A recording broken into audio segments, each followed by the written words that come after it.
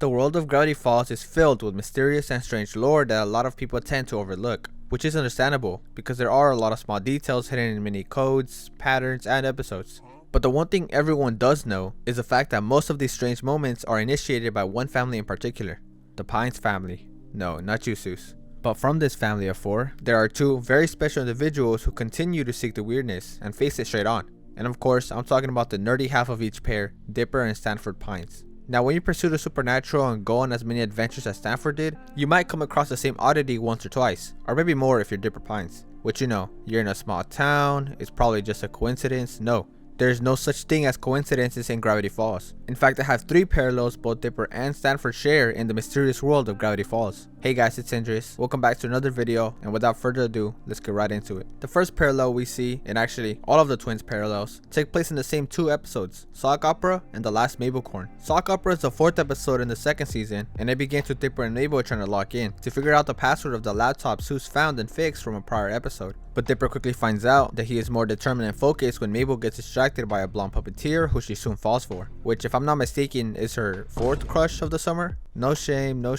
just putting it out there. Anyways, after she pretends to also be a puppeteer as well to impress him, she tells him that she is working on a big puppet show, and once she tells Dipper, he reminds her of their original plan, to figure out the password to the laptop and to finally gain access to all of the town's secrets. But Mabel is in too deep and asks Dipper if they can put the mission aside for now and knock out the puppet show before the end of the week. And although hesitant at first, Dipper agrees because, well, that's his sister, man. So throughout the episode, the whole crew chips in from time to time to help Mabel make puppets, props, and other puppet show related equipment. And although Dipper is helping Mabel during the day, he still continues to try to unlock the laptop during the night, which only grants him a strange dream. In this dream, Dipper is attempting to solve the laptop a few more times when he starts to think of a shortcut or a clue to help him. And this is when he feels a sudden change in the wind and a beam of light coming from the moon. And when he turns around, he comes face to face with Bill Cipher with the deal in mind, which gives us one of the coolest and most impactful shots in the series. But luckily for Dipper, he trusts his better judgment and declines Cipher's deal. And like uncle like nephew, in the episode The Last Mabelcorn, which is the 15th episode of the 2nd season, Stanford is seen having a bad dream, and in this dream he is met by a wicked laugh and a triangle shaped pattern in the fields, until Bill Cipher himself emerges and confronts Stan. He threatens Stan and his plan to keep the rift safe, claiming he'll let his guard down one day or another. And just like in Sock Opera, Bill Cipher floats right over Stan, demonstrating a glimpse of chaos in the background as he gets closer to him, showing the viewers how close he can really get to both twins.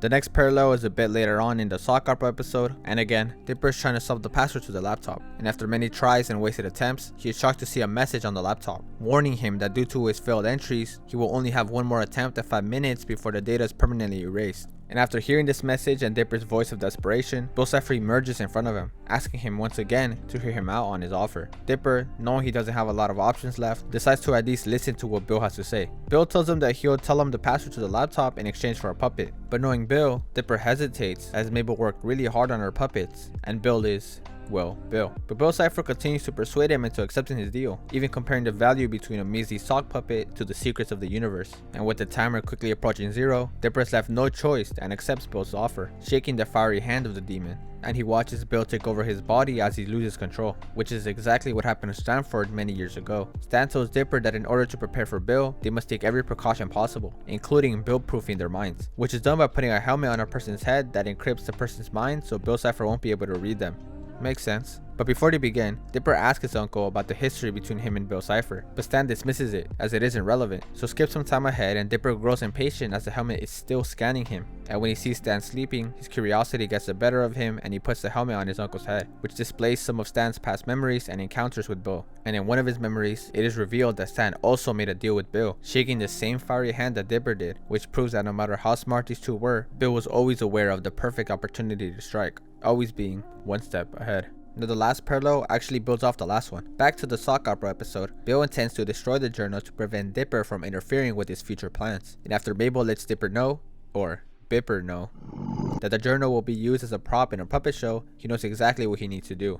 Once at the show, Bill asks Mabel where the journal is, and she tells him that it will be used in a wedding scene towards the end of the show, but still needs to find a reverend to help her, and he obviously accepts the position as this is the perfect opportunity for him. So Bill gets dressed up and asks Grenda this time where is the journal? She points to a wooden cake hung up near the ceiling but tells him to wait as it won't be used until Act 3. So he backs away and leaves with this new information. And when the show announces an official break, Mabel goes backstage and is confronted by a talking Dipper puppet. And after an attempt to finish the puppet, Dipper explains to her that Bill took over his body and is trying to get his hands on the journal to destroy it. So she agrees to grab it before he does, while Dipper takes over the show for her, which by the looks of it, sounds like he got it worse. Now back to Mabel, we see her reaching into the cake for the journal, until she falls in and begins to drop, but suddenly stops. And as she begins to look for a way to get Dipper's body back, she realizes who's the one who caught her, and it's none other than Bill, slowly reeling her back up and showing his malicious smile and yellow eyes, which is the look we also see in Stanford's mind when Dipper is scanning his memories. And not only smiling, but laughing too, as Bill finds difficulty trying to control his excitement over his new vessel, being the only demon to outsmart two of the smartest people in the show.